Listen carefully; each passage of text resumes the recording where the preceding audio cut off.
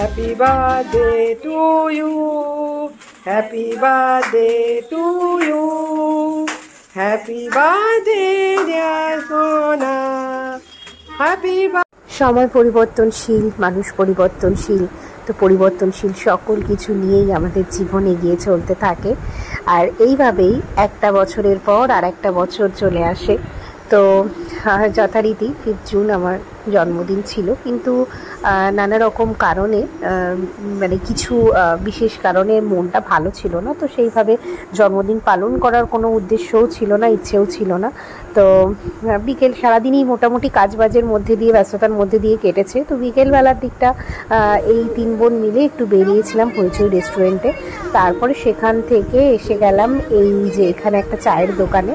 এই যে ছোট্ট সন্ধ্যাটার সঙ্গে একটু দেখা হয়ে গেল।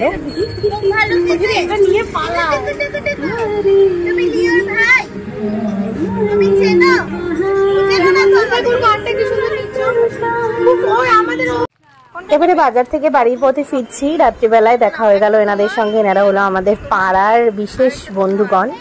তো ওনাদের বিস্কিট কিনে দিলাম। কোনটা নেবে? ও দুধ খাবে।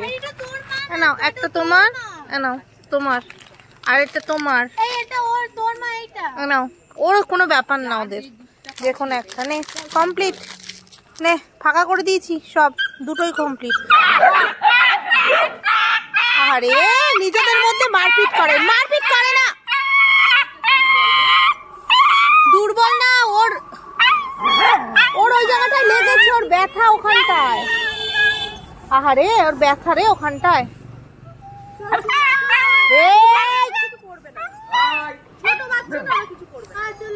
নিজেরা চলো, এই টাটা টাটা। খাইছো? আর নেই এখন, আর নেই। Tata tata. বাড়ি ফিরে দেখলাম আমার জন্য একটা কেক আনা হয়েছে, যেটা বোন আগেই এনে রেখেছিল। একটা চকলেট কেক, মিয়ামরের, বেশ আমার পছন্দ চকলেট কেক। আর সাথে পায়েস ছিল, যেটা কাকিমা করেছিল। তো যাই হোক, তারপরে কেকটা কেটে ফেললাম। Happy birthday to you, happy birthday to you, happy birthday dear Sona, happy birthday to you.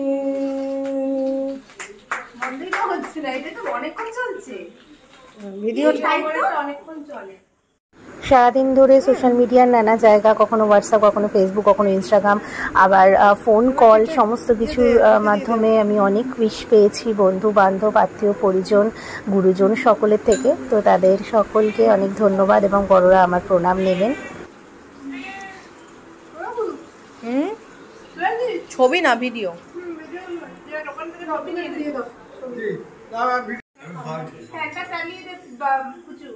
আমি যাই না, এবার বিরিয়ানিটা খেয়ে আসি।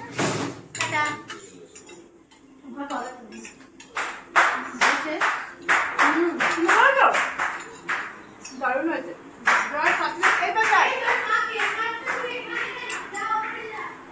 আমি গেলাম, আমি একটু হাত দিয়েছিলাম, পুরোটা মুখে দিয়ে খেয়ে নিল।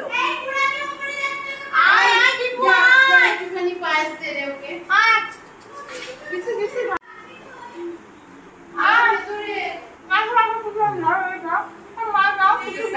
জীবনে কখন কি ঘটবে, কে কোথায় থাকবো, কিংবা আবার এই মুহূর্তগুলো ফিরে পাবো কিনা আমরা কেউ কিছু জানি না। তাই আমরা যেই মুহূর্তে বাঁচি, সেই মুহূর্তগুলো একটা সময় যখন স্মৃতি হয়ে যায়, তখন সেই স্মৃতিগুলোকে পুনরায় যাতে মনে করে ধরে রাখতে পারি, তার জন্য আমার ভিডিও করা শুরু হয়েছিল। আর এখনও সেইটা অনবরত চলছে। আর সেই কারণেই এই মুহূর্তটাকে ধরে রাখার জন্য ভিডিও করেছিলাম। আর এই ব্লগটা এখানেই শেষ করছি। সকলে ভালো থাকুন, সুস্থ থাকুন, ধন্যবাদ।